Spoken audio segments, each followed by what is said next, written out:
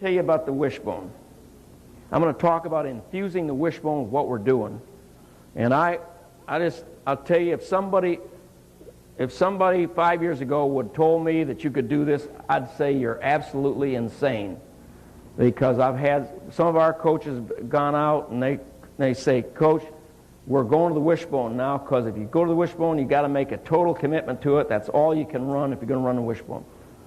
And so we started out and we had some pretty good people. The first year we ran it, we called it. We didn't read it. We said the quarterback come in there and say, I'm keeping it. He'd fake it to the fullback just like it, and he'd keep it and run outside. Then late in the season, and then he'd say, I'm going to give it. There's a big hole. I'm going to give it, and then fake it. So people didn't know we weren't reading it. So then late in the season, we started to run the option with a read in practice. And they did it a lot better than I can coach it. And I, kidding Kemsky about it, I said, we could get rid of you. These kids know what they're doing. They don't have to fool around with you. And so we started to do that. Now the next thing we did is this. I think this is important for you. The first move we made, we had a great fullback. He's an enormous guy. And we said, if you can get the ball to Darryl, give it to him. Unless it's just real piled up, give it to him. Then when he left, we had a little fullback, and we said to the quarterback, keep it if you can.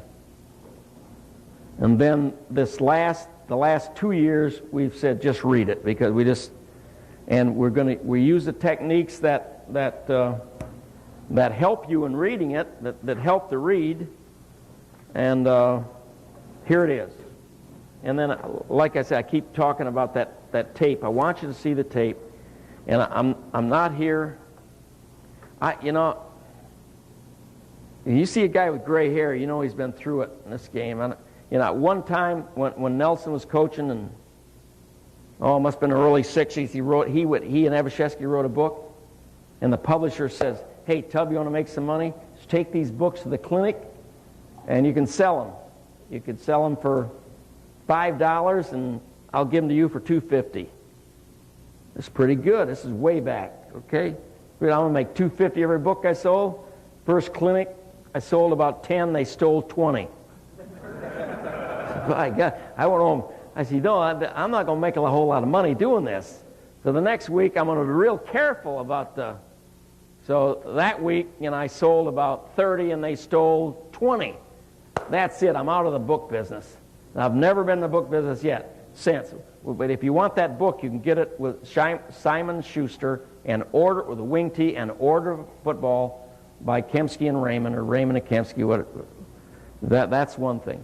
We're just completing a videotape.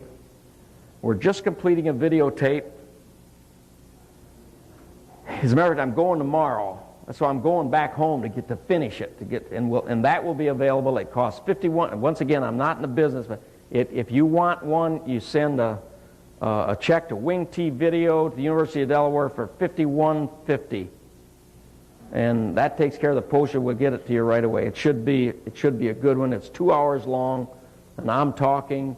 Our backfield coach Kemsky's talking. The line coach, the wideout coach, and then we've got a bunch of tapes that show some of the. You're welcome for that. The other thing is we have our own clinic.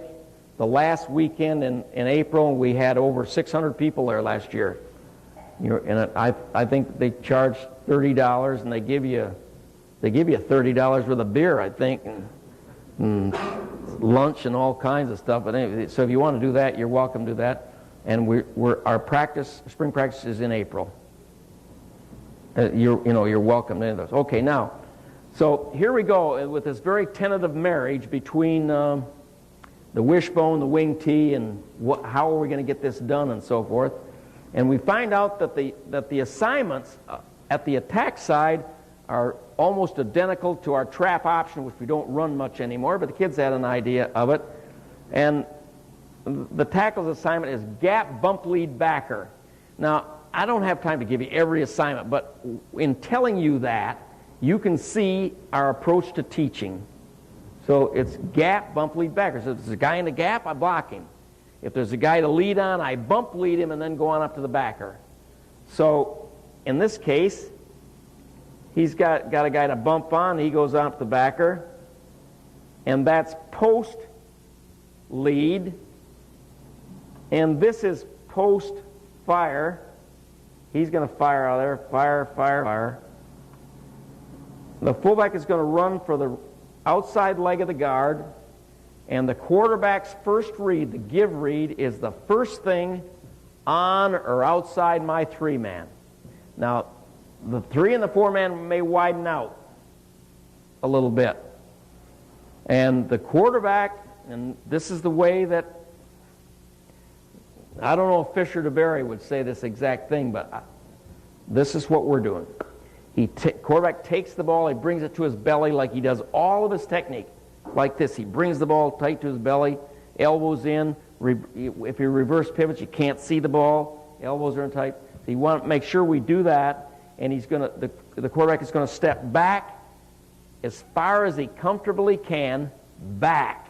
And the only width he gets is almost by accident. So he's back like this, and he jabs the ball, and as he does, he already knows who he's going to read. With a pre-snap read, he comes up. In this case, he says, I'm going to read that end. I can see it. He's the first guy on or outside the 3-man. All right? And now he jabs that ball in, and he's going to start to ride it on up in here. And he wants an early ride, and if the ball is still in the fullback's belly, as he gets over that foot, the fullback will keep it. Otherwise, both of them know it. Otherwise, he's going to pull it if he sees that end come down on the fullback. Okay? That's the base. And we got that, I call it poop and scoop, that scoop blocking and all that. Because if it works, I'm really for it. If it's bad, I get on the line coach. So what are you doing? How are you doing it? So we're doing that off the backside. Do I need that tight end in there? I don't need him in there. Right? I got motion. And there he goes. Now the quarterback going to step back, ride that ball. If he gives, of course, he's giving it there. If not, he comes back out. And there's his pitch read. I would also like to say that when a quarterback, now you said you ran that thing, do I sound like the old coach? You must have an idea where the force is at that flank. You don't want to pitch that ball with somebody right in the pitchman's face.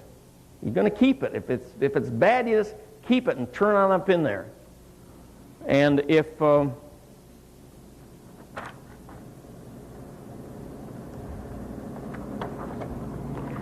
we get this spacing, odd spacing, then we interpret those assignments.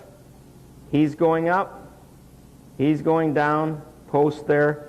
Everybody's reaching. That's the spot. There we go, like that. All right? And he's going to read the guy. He's going to read that man on his 3-man. Now, if he comes out and he sees that man on the inside eye of that 3-man,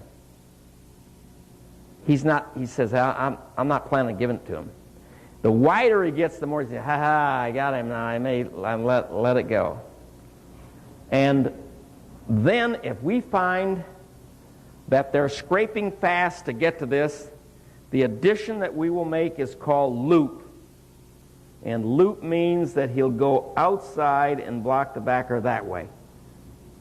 And it's extremely important to the quarterback to realize when he calls loop, it's going to look a little bit different because he's going the outside. But that is a good technique, and that's probably 10% of the time. Yes? What's the aiming point of the dive back? The dive back goes for the outside leg of the guard.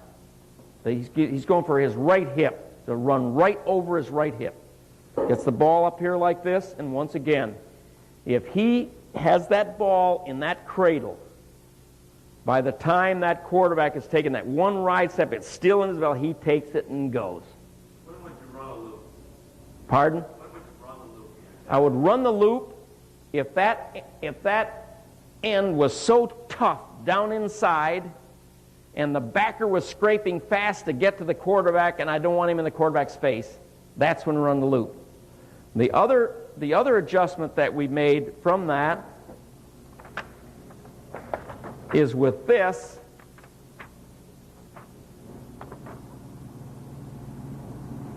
That if we got this a lot, and we found that this guy is moving out, is working his way out, we can also call gut, which means down and pull. And that's maybe 5% of the time. But by and large, it's that one basic blocking that we got. Now let's take a look at the release. Anybody getting sleepy? Do they still have food here at this time of night? I'll tell you, you get a guy called Tubby, he eats. I got to get in there and get after it. I haven't had anything to eat yet. Okay, now let's take a look at this. Now, if you follow this at all, you know that this counting is different. We're now counting from the outside, because if you count from the inside, and you can do it, you say this guy is this. That's 1, that's 2, that's 3, that's 4, this is 5. 6 is the free safety that gets involved in it. But with all the shades we're getting now, it's not like it was.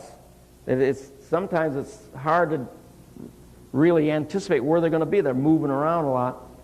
So we start from the outside. So 1 is the cornerback. Now I got him up here a little bit close. He should be back there. So 1 is the cornerback. He's going to cover the out, cover the corner. 2 is the force. 3 is the guy that takes the quarterback. Then they can stun around there, but somebody, they could crash down and bring him up. But the guy who ends up out there is the one who's going to play the quarterback. Could play him slow, could play him fast, whatever, and then we got to react to that. Okay, now the wideout's assignment is to crack 2 if he's crackable, stalk 1. So the wideout goes out there, he takes a look at that thing, he says, takes a step out, and he's going to crack him. Now, if he knows ahead of time that number 2 is snuck up on the line, he can't block him, then we're using a code, some kind of code. The wingback's first name, color, number, whatever. And the wingback's assignment is to check 2, stalk 1. So that in this case, he's going to check 2. He never wants 2 in the face of this pitch. He's going to check him and then block 1. So it's conceivable that this thing could start like this. 2 comes on up, and then the wideout says, hell, I can't block him. I'm going to clip him. And so he just walks up and moves up and stalks 1. And the wingback who's coming out there is already checking 2, so you got that job done. And that's the picture. Now, half a dozen things can happen to you. There's the color call where he says, hey, I don't want any part of him. He's up there too close. You take him. So right here, they know ahead of time he's going to block them there. And we're working our way to the free safety. The free safety is the guy that can get in your... We're running we call that point, where the free safety comes roaring up inside. Do you see that? Free safety comes roaring right up in there. So we said we wanted to practice that, so we told the show squad, the demo squad, said, yell the free safety, point. And he stood there doing that. And we're guilty a lot of that. I don't know how you feel about this, but I'm very sensitive about it. But if I use some term and you're supposed to know what it is, it's because you're a football coach, ridiculous. They ought to have a glossary of terms. Hey, all these things mean, and you get some of those young coaches and they'll start saying 3 technique, 2 technique, and all the stuff they're talking about, and it sounds like Egyptian. But so we're, I'd say, so anyway, that's the stalk block, there's this. And we got to be worried about the point block. Okay, now, what if we don't know what it is? We come out there and we're in it looked like 200 now. And we don't know who's going to be that force. We don't know whether the number 1 is going to roll up, or whether 2 will invert, Or we're seeing a lot of this now. 1 and 2 will both stay out of there because of those fast wideouts and the passing. They'll stay out of there, and they'll bring the free safety to force all the way from the other side, come roaring up in there. Okay? So now, if they don't know where they're going, the wideout will push on out. He'll work his way upfield, and he'll see who's going to force. If 2 inverts and comes up to force him, he'll block them. The wingbacks, he's responsible for 2 anyway. He's flaring, he's looking for somebody to come on up in there. If he doesn't get it, he just continues right on outside and stalks number 1 again. And then we've got this same blocking inside. It isn't necessary for me to do that again. And then finally, this picture looks the same. This picture looks the same, but if as the wideout is releasing and going upfield because he's reading the thing, if he sees the cornerback just back off, then he'll move right in and block the point or the free safety. So he starts coming up there, he'll go up there and whack him, and we'll just let him go because it's so soft out there, and then 2 would be blocked here by this guy, and that's a pretty good technique. And the last aspect of this is on all of our options for that wingback. If when he counts out there, he can only count 1. He can only see 1 guy out there without much hope of an immediate support, then he's going to wall off. So here you see him walling off and blocking 3. And this is what? It's a loaded option. And once again, and the quarterback knows it's a loaded option. I don't pitch the ball till I get past 3 or till 3's on his back. And once again, if you have a quarterback that can run, this gives him a pretty good shot out there. I mean, he's going to get out there and dance around and can do some things. And with the loaded option, with this call, we call this, once again, we've got a code, but generally when he goes in there, we call it 1, 2, 3. He's just calling the number, which means I'm going to wall. And then once again, this gives you a real good shot at the quarterback keeping the ball. Now, how much did I talk to you about? Did I tell you? I know I did. That we run a lot unbalanced. As a matter of fact, I would guess that we're about 65% unbalanced and about 40% loose, which means we don't have a tight end in the game. And that's what we have been. Now, I'd like to remind you here that we can easily and do run 21 from here, the buck sweep.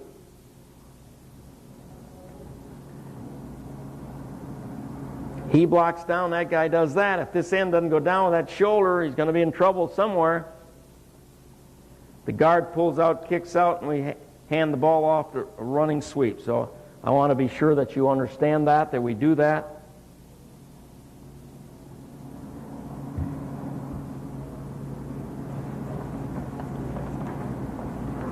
Now here's the way we have handled the 2 wideouts. The inside guy is called X. Now you could call him George or whatever you want, but you got to identify him. The wideout, he's the regular spread end. He goes 2 yards wider than he ordinarily would, and X goes 4 yards inside of him. And in this picture, X is ineligible. Okay? Now, we have played, I hate to be at 8:30 at night, it's 9:30 my time. I hate to be a smart ass, but I know who's ineligible. The guy in the ball, and the football player knows when he's ineligible. Some of the officials know, not all of them. And some of the defense knows, not all of them. You'd be surprised how many times, how much, how often we'll release X in from this formation, and somebody's out there covering them. So, you know, it's okay. Now I add to this. I don't want to give you the idea I'm a magician and, you know, where's the P? But you add to that, everybody's on the line of scrimmage, and you don't know what you're going to get. 1 second, that's all he has to be. Bang, and they go. So that 1 second could change everything. And this play can very nicely be run with this wingback on the line of scrimmage there and that guy off. We call that tray, loose right tray.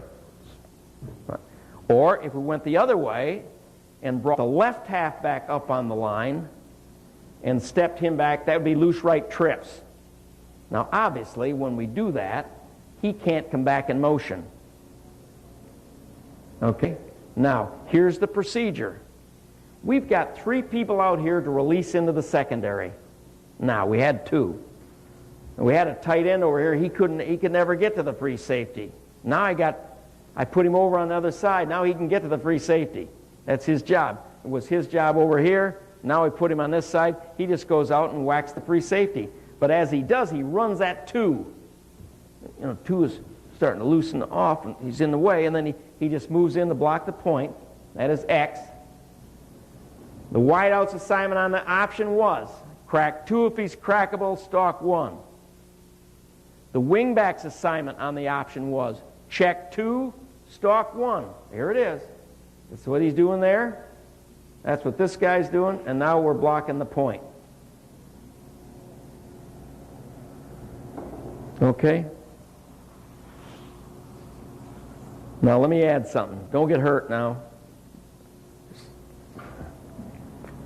If I ran this guy in motion and then swept him back that way and ran the same assignment, and I cheated this guy just a little bit so he went on the snap, do you think I'd confuse the secondary? You bet. Especially when you get people who say, hey, all you have to do is get out there, find out which one of those guys is off and which way they're going to flow, and then just get after them. So to do that, that term is M, where you start back in motion and then you come on back and do your job, and the other guy tightens down a little bit so he can get to the pitch position without any problem. Good pictures, eh? Okay.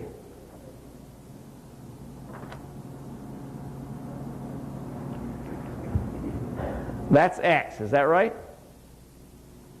If I called X load,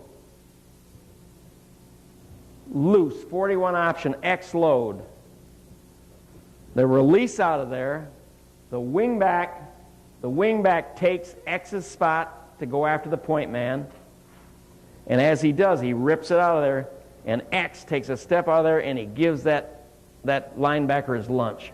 Boom! And he doesn't see him coming. It's a great picture of it. One of those jobs, you know. Mother's in the stands. Look at what George did. Look at that. Good shot. And this guy's looking. 3 is saying, that's got to be illegal. How did that happen? But this is a good play. Okay, now,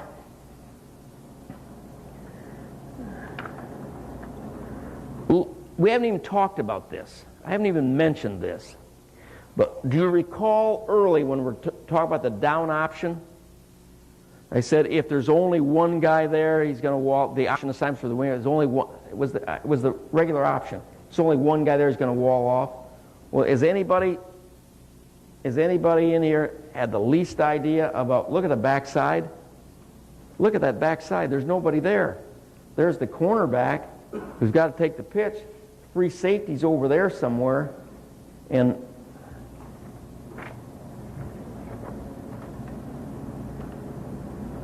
so there it is. There's only one guy there. This picture's a little wide. I don't know how it got so wide, but anyway, he's going to block the first linebacker, and we're going to run the option back to this side. Okay? Now do you see the value of check cadence? Loose right, 41-49 option, check cadence, break, you're out on the ball. He comes out, he's looking for this angle right here. He's looking for that angle. He's not counting people. He's just looking for that. If he's got that angle, 49. Check. Gives his heel a bang, and we're going to run the option that way. Good shot.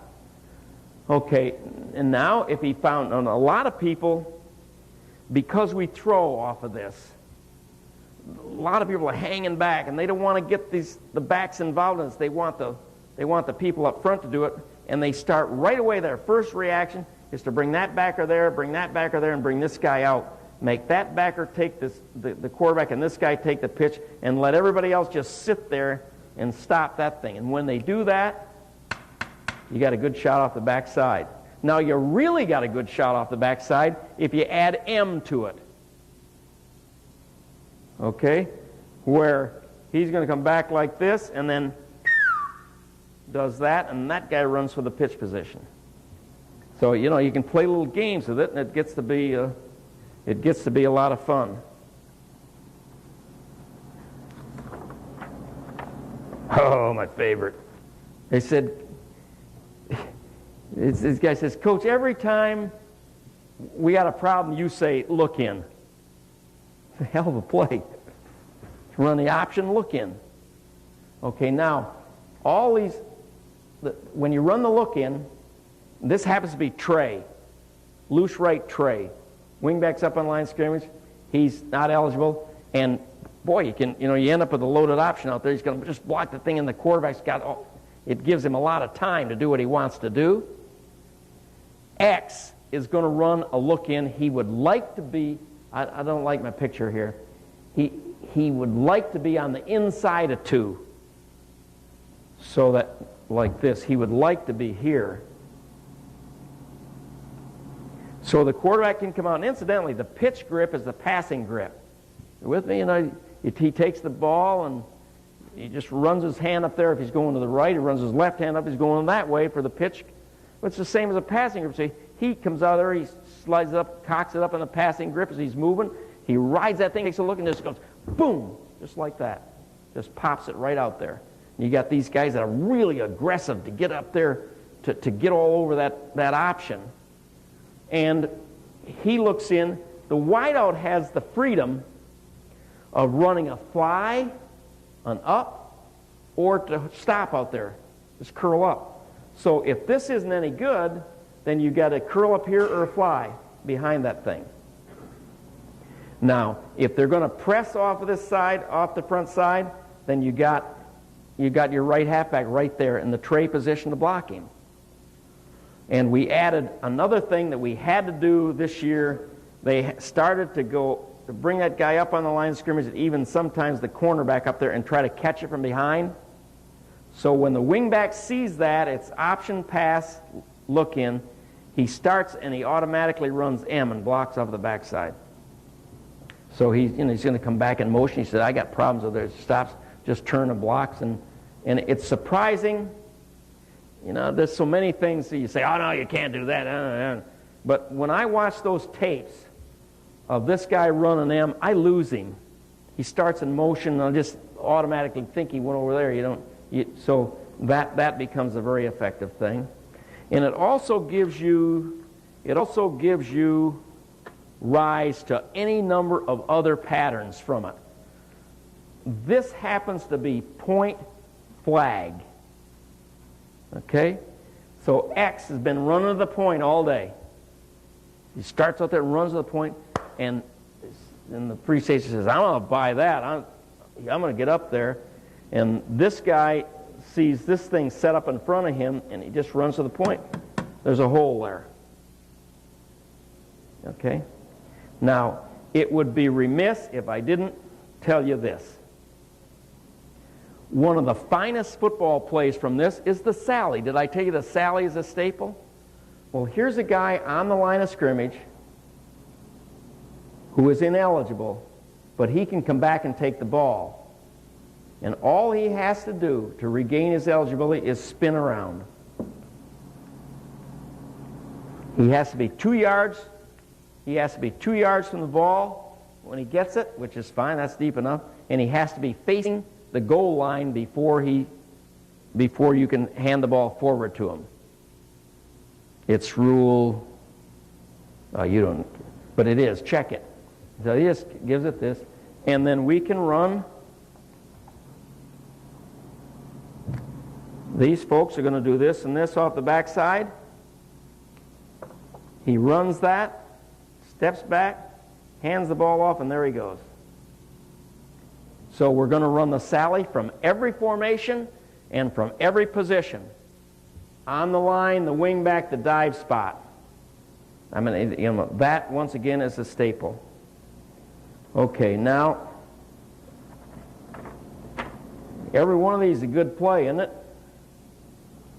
I'm going to show you some more. I feel kind of silly about this. Of everything I got, they say, oh, Coach, did you ever lose? Did you ever run a play that didn't make 20 yards? Yeah, I got a lot of them. But one of the things that happens now is that when they see this action, they get this guy roaring up in here and this guy coming over there like that. This is throwback. It happens to be loose right trips. Got 3 over there. He comes in motion, fake the option this way, comes back and just fires the ball. Now he doesn't have to come back. Just turn around and throw it if it's there. Once again, if this left halfback sees some pressure in there, he'll block it right there now. But if he knows they're rolling up, as I have in this picture, then he'll just take off that way, and he is just as good a candidate for that touchdown pass as the throwback. The first ball game that we ran this in, we threw 3 touchdown passes in the ball game. And then the defense had already decided, we're not going to let you run the option to that short side this way. And they gave us that. Now I want to show you that tape now. Where's it? Do we have the guy here that do that? I want to show you the tape. I'll talk you through that thing.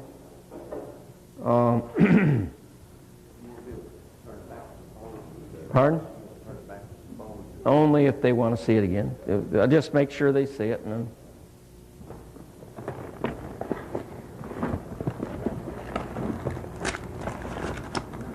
and I can't read near it. I'll just, can you see it over there? Okay, let her go.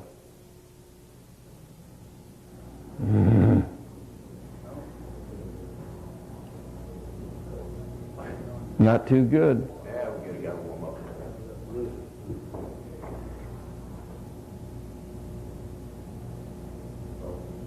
Now I'll go back again. See, let her warm up some more.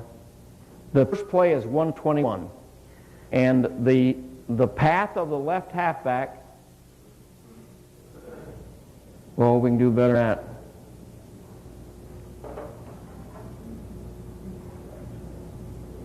Go back some far back, even farther yet. Apparently, we're not going to be able to see this. Now, the reason I did this is because it got you all kind of. Now you can buy the tape.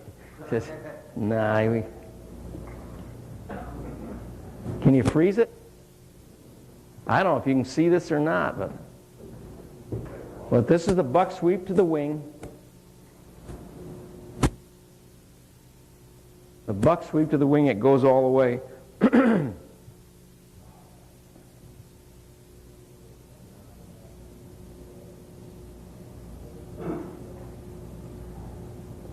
And then we show it.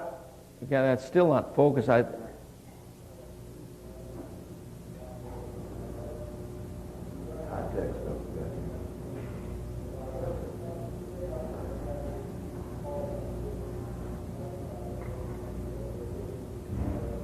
That's not high tech. And then we'll show you the same play again. It's too bad you can't see it from the end zone. And you can see the blocking develop.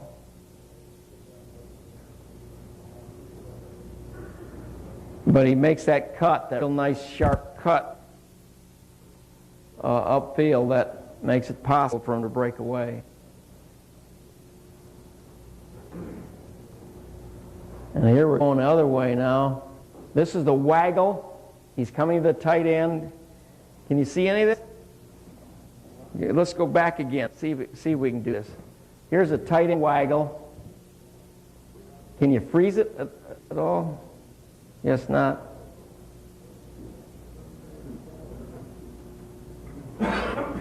So the tight end's running up the seam, and there's a safety comes over, and the halfback is open behind him. If we'd been able to see that.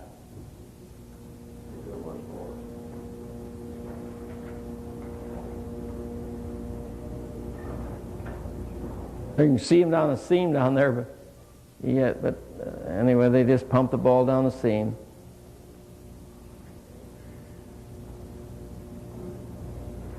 We got so few people there. If we had a VCR and a regular television, yeah.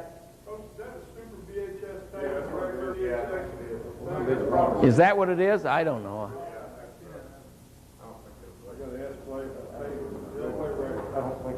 If it is, forget about it. I can entertain you for another few minutes. Do you have any? Are there any questions? Pardon? Okay. Yes. Do you have any videos or manuals that have the drills that complement the wing fitting? You know, we don't have, and I agree with you. I think we should, but we don't. As a matter of fact, we had a tape a couple of years ago where the line coach gave the line technique in the back. We did that, but we don't have it on the current one.